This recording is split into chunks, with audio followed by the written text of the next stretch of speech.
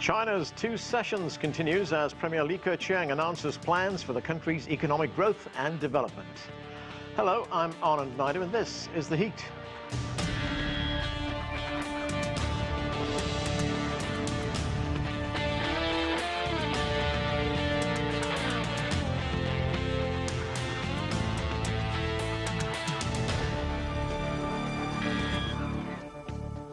China's top political leadership, lawmakers and advisors from across the country are meeting in Beijing as part of the major political gathering known as the Two Sessions. On Friday, the National People's Congress, the NPC, heard from Premier Li Keqiang as he delivered the government's work report. He outlined China's economic targets for 2021.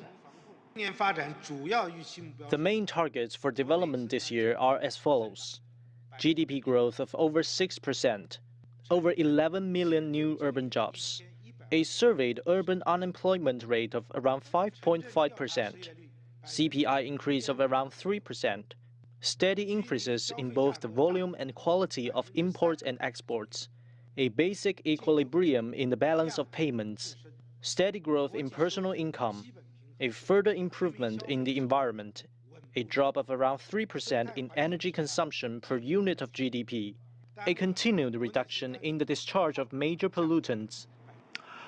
We have a great panel to discuss all of this. Joining me now from Beijing is Victor Gao. He is an international relations expert and is also chair professor at Soochow University. With us too from Beijing is Qinduo Xu. He is a senior fellow at the Pangoal Institution and he's the host of CGTN's Dialogue Weekend. Joining us here in Washington, D.C. is Jeff Moon. He is the president of China Moon Strategies and is a former U.S. trade representative for China. And also with us is Martin Sieff, the veteran international correspondent and author, is a senior fellow with the American University in Moscow. Thank you to all of you for joining us. And Victor Gao, let me start with you. We just heard there from Premier Li Keqiang. It's very ambitious, the plans that he laid out. It includes a growth rate he's predicting of more than 6% for 2021. What are your overall thoughts on the plans that Premier Li has laid out? I think Premier Li's important speech on the government's work for last year and his forecast for this year is a very important political event in Beijing, which also has impact on the rest of the world. His announcements of the government's economic growth target of more than 6%, I think, is generally welcomed as achievable and also very realistic. But it also has given a lot of confidence to the people throughout China because we are still at a very critical moment of how to stabilize the whole country in the middle of this global pandemic, how to do everything we can to restore our economic activities back to normal, and how to make sure that the Chinese economic growth remains the main engine of global economic growth. So I think a lot of expectation of the government and the whole country, the whole nation, deliver on this forecast of more than 6%. This will make China and its economic growth a very important part of the expected global economic recovery for 2021. Qinduo Xu, that's a pretty big economic target there, 6% if we compare it to last year, 2020, when it was 2.3%. But of course, we have to remember most of the world, including China, was hit by the pandemic in 2020. What will it take, do you think, for China to achieve these targets? Well, obviously, before the two sessions, IMF had predicted the Chinese economy would grow like 8.1% for 2021. And many economists would agree Chinese economy could grow at about 8%. But if you look at the Chinese government, the target they set is about 6%. I think that is a smart move. On one hand, it is, as Victor says, it's easy to achieve. It expresses also the confidence of the Chinese government that, it also leaves the government some ample room and space to continue to deleverage, to reduce the debt burden, and to do the necessary transition or restructuring of the Chinese economy. On one hand, you can achieve the target. On the other hand, it gives you some space to do the necessary reforms we know the Chinese economy is in the transition from a investment-driven to a consumption-driven style of growth. So that's also represents the confidence of the Chinese government about the economy for 2021. So, given those changes that you're talking about there, Qinduo, what will be the main drivers of this aim to get to 6%? You're asking me, right? Yes, Qinduo, go ahead. Yes, I think for obviously export will continue to play a role, but a much reduced role, partly because of the hostilities and the other economies, for example, the European Union and including the U.S. Actually, it will take a few months to get out of this pandemic mode. So export you cannot rely on that too much. Mostly, the Chinese economy is transforming itself into a consumption-driven, innovation-driven.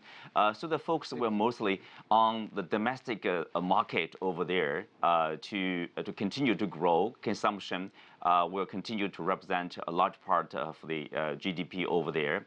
And also, China probably will focus more on this regional economic grouping, RCEP. We know will come into force probably this year. And China has the ASEAN countries, Southeast Asia, as the top trading partner of China. If you look at and RCEP, China, Japan, and South Korea, for the first time, basically, it's like they are going to have a free trade agreement on these three countries. So China's trade and investment with regional countries will increase, and the consumption will be strengthened. Innovation will continue to drive, to play a big and bigger role for the economic expansion. Jeff Moon, how do you think the new Biden administration will view these plans that have been laid out by China? Will it see it as a positive sign, a good idea for the world economy to grow again, or will this be just another reason that the Biden administration may see for China to be contained? Well, this is the annual event where China unveils its national economic agenda. And it's very scripted, and the government paints the picture well in advance of this event actually happening.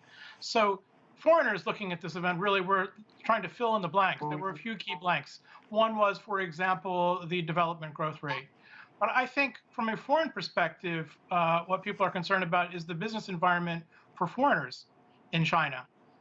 Dual circulation is at the center of China's economic plan, and there are questions because we don't have a lot of details. On the one hand, there are indications that China wants to increase consumption. That could be an opportunity for foreigners. On the other hand, there's talk about self-reliance, which could be a formula for protectionism. So I think the Biden administration is looking at this and waiting for more answers. And in addition, there will be discussion of U.S.-China relations. I see Wang Yi is going to have a press conference on Sunday. And so indications of where China wants to take bilateral relations will also be important.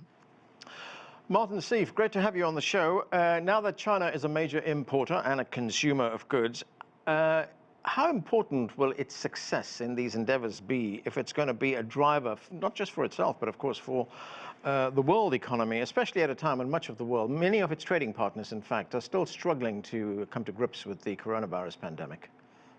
I think you're absolutely right, and there is a great opportunity for China here. And I fully agree with a couple of the previous speakers. A key area of optimism and potential growth will be the achieving of the free trade cooperation agreement with Korea and Japan, because this has the potential to open up a synergy of growth and innovation of the three most advanced industrial economies in Asia, and the boost that will give to business confidence and to investment cannot be emphasized sufficiently. Japan has, to a large degree, been in the economic doldrums now for 30 years. This kind of agreement could well come as a godsend to them, as well as to Beijing. So I think this is a very positive area to watch. My own feeling is that the 2020s for China could be the equivalent of the 1950s in the United States, when again you had a massive industrial, healthy economy, pumping out goods for growing consumer demand, and the result was an everyone wins scenario. So I think the potential for China to be an engine for growth, certainly across Asia and even as far as Europe, is very positive and very feasible. Victor, talking about China developing its regional and international trading relationships, Premier Li talked about that as well. Let's listen to some of what he had to say. We will continue to uphold the multilateral trading regime. We will work for the early entry into force and implementation of the Regional Comprehensive Economic Partnership Agreement and the signing of the China-EU Comprehensive Agreement on Investment. We will accelerate China's free trade negotiations with Japan and the Republic of Korea. China will actively consider joining the Comprehensive and Progressive Agreement for Trans-Pacific Partnership. We will promote the growth of mutually beneficial China-US business relations on the basis of equality and mutual respect. So, Victor, while China is fine-tuning its domestic policies, as we heard from Qinduo, it's moving towards more of a consumer economy. But how important are these regional and international relationships for the country? Absolutely. I think regional and international cooperation for China is probably the most important thing, because China is now really on two engines model of growth, domestic economic growth, plus with international cooperation. Exactly. And I would say the regional cooperation in East Asia, with Southeast Asia, in Asia as a whole, together with Europeans and the American and African economies, indicate that China is very much committed to free trade, and China abhors protectionism of any kind from any quarter anywhere in the world. And I think this is a very important signal for the world economic cooperation, because China has become the major force, champion free trade and economic cooperation with all the countries. There will be difficulties, especially between China and the United States, and to a lesser extent between China and EU members, for example. But I think the general trend is China emerging increasingly as a champion of free trade, and China's economic growth very closely connected with the rest of the world. And this is a very important message and event, especially when the rest of the world is still very much in the middle of this fight against the COVID-19 pandemic. And we need more trade, we need more exchanges and more cooperation on the global scene. Qinduo, sure, just a few weeks ago, China and the European Union initialed an investment deal. That deal still has to be ratified by the European Parliament. But how does that factor into China's plans for the future? Well, that's a good point, Anna. You know, like CAI, this comprehensive agreement on investment between China and the European Union.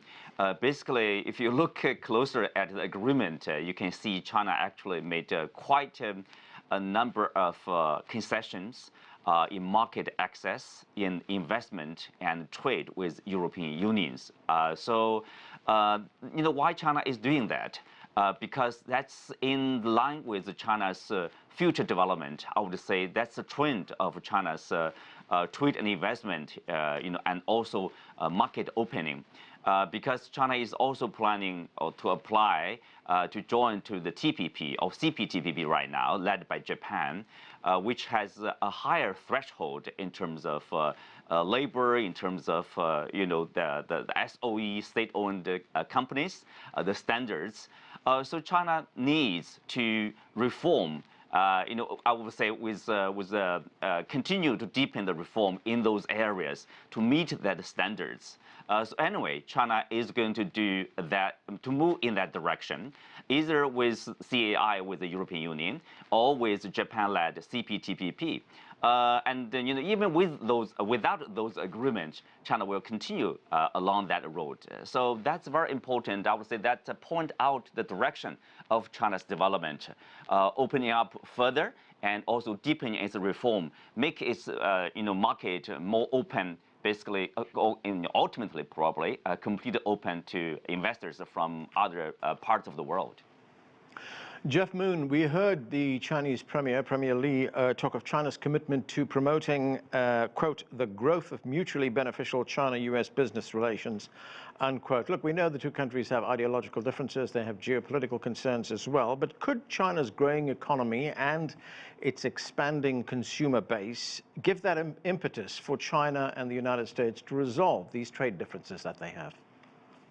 It certainly could. If China is increasing consumption domestically, which is something that the US and China have talked about, and the World Bank has studied extensively, that could create mutually beneficial opportunities on both sides. However, we've seen that it's difficult to reach agreement. Actually, we've come very close twice in recent years to reaching an agreement with China. There were bilateral investment treaty negotiations that got 90% to the finish line at the end of the Obama administration. And in May of 2019, we came very close to an agreement with China. I think that if we could try to revisit some of those agreements and their terms, we might be able to make some significant progress. And as for the other regional agreements that are out there, I agree with the other speakers that these are very important symbolically. But let's be really clear what they are and what they aren't. They are not free trade agreements. RCEP is a tariff agreement. The European agreement is an investment treaty agreement. CPTPP is a trade agreement, and that would require China to significantly revise its industrial policies. And that's what the US has been asking China to do all these years. If China gets serious about those issues, then we can really make some progress and try to get mutual benefit out of the trading relationship. Let me get Victor's view on that. Victor, will this require China to change some of its policies significantly? Well, first of all, for more than 41 years, China is in constant change, both economic reform as well as political reform. And I would say this change and the eagerness and commitment to reform by China will continue for decades to come.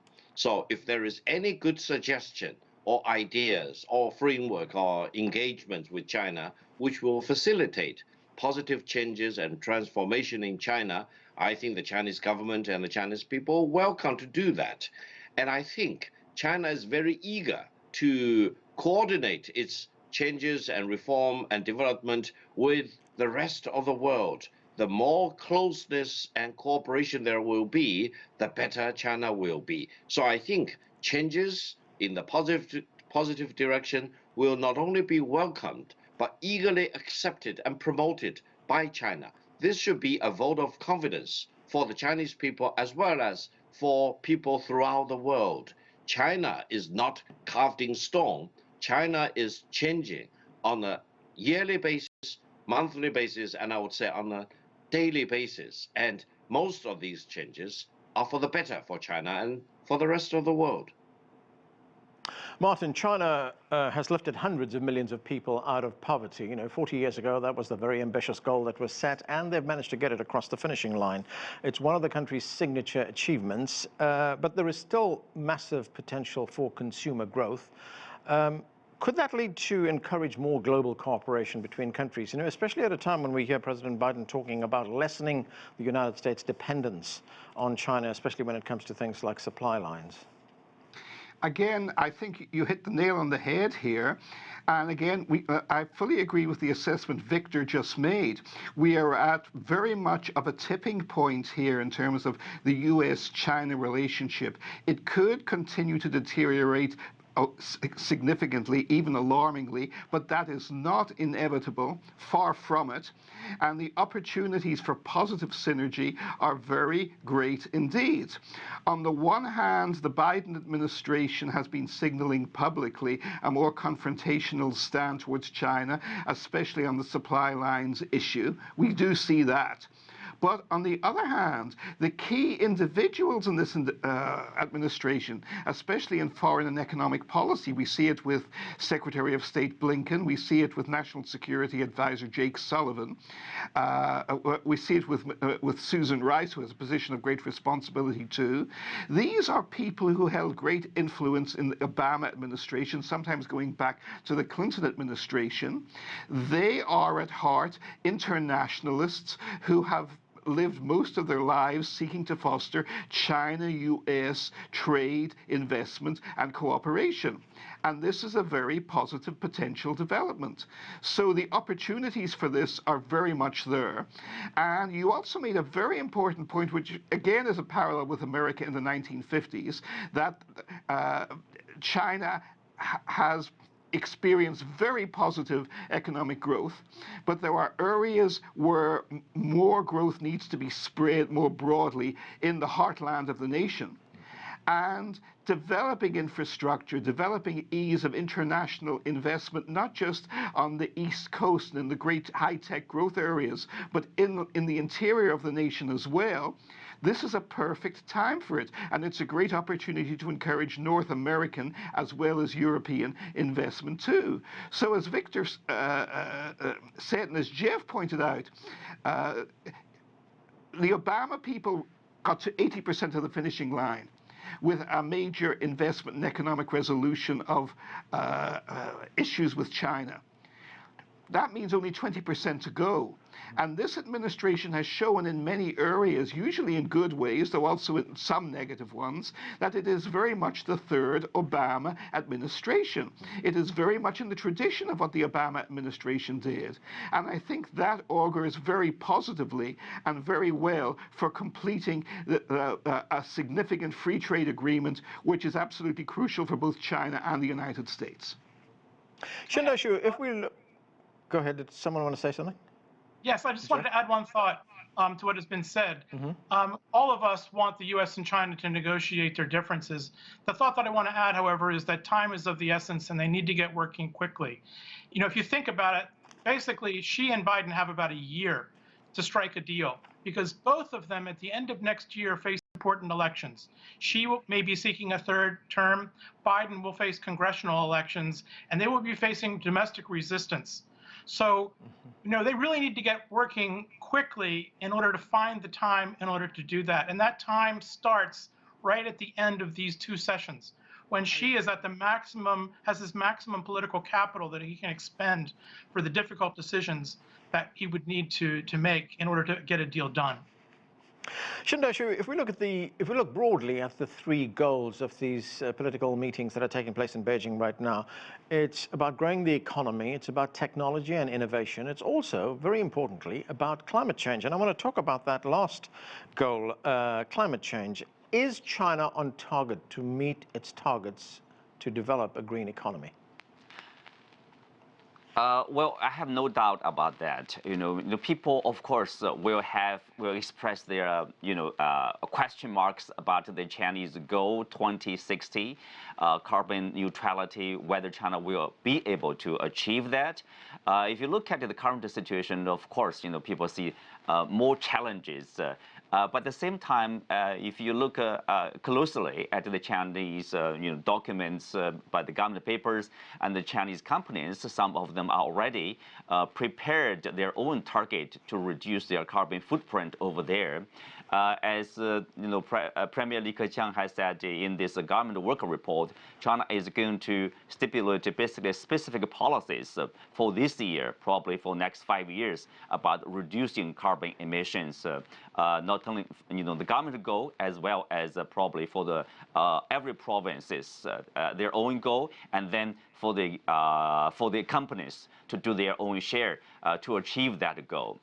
So if you look at the past record, the track record of the Chinese government, once they make the promise publicly to the international community, yes, they will achieve their goal. I agree. And how important, Qinduo, is the climate change component in the 5-year plan that we've just started? You mean this year for the 5-year plan? Yes. Yeah, of course, 2021 is the first year of the 5-year plan. If you look at the 5-year plan, one key part is that innovation is a technology. Right. And the investment spending for this basic science will increase like 10.6%. R&D investment will grow at least 7% every year for the next 5 years. Right. So that's partly because of U.S.-China trade war or the tech war. Yeah. China has to rely on its own to supply some of the key parts Right. to its like a mobile phone, to its technologies over there. Okay. Martin, I've been reading some of your stuff. You are a long-time international observer of world affairs. You've covered the news in more than 70 countries. And looking at some of your projections, they've actually borne out. You've been very prescient. How do you see this relationship evolve between the United States and China in 5 years? Again, a great deal depends not so much on China, which is, as we've heard, especially from the two sessions, it confirms it. China would prefer to have good relations with the United States, growth in both in domestic internal investment and growth in international trade. Now, that's a win-win situation for the United States and the rest of the world. The great uncertainty is here in the U.S. I have no doubt that President Biden, Secretary of State Blinken, and Vice President Kamala Harris, who will be a major and growing policy driver in this administration. Not much is talked about her, but I stress the importance of engaging her seriously and positively. The fact that she is from California, right, where there is a great deal of Chinese investment, and California benefits more than any other part of the country, arguably, from the Trans-Pacific cooperation relationship. These are all very positive and extremely important factors. Okay. But a great deal depends on how the U.S. comes out of the pandemic and how it develops economically in the next year and a half. If we have significant pandemic recovery followed by a robust economic start, which I think there is an excellent chance of doing, going on the precedent of what happened when America recovered from the Spanish flu pandemic in the early 1920s. That's a very important parallel. And if that happens, then President Biden will be riding a popular wave, and he and Harris will have Mr. Blinken will have the opportunity and political capital to make the kind of constructive deals that I believe they sincerely want to do with Beijing. Okay. But if that doesn't work out, then it's a different ballgame. Okay. Victor, very quickly, I've got less than 30 seconds. I want to get to this. Hong Kong and its political future is also on the agenda at these two sessions meetings. Quickly, could you tell us what that's about? Well, first of all, my view is that the one country, two system will continue in Hong Kong and stability will be maintained. People will be recommitted to rule of law and promoting democracy in a legal and lawful way. So we are very confident about the tomorrows of Hong Kong, and we hope Hong Kong will be free from anarchy, chaos, violence from now on. Hong Kong's tomorrow will be better. Okay, and that's where we have to leave it. Thanks to all of you for being with us. That is it for another edition of The Heat. Have a great weekend and join us next time.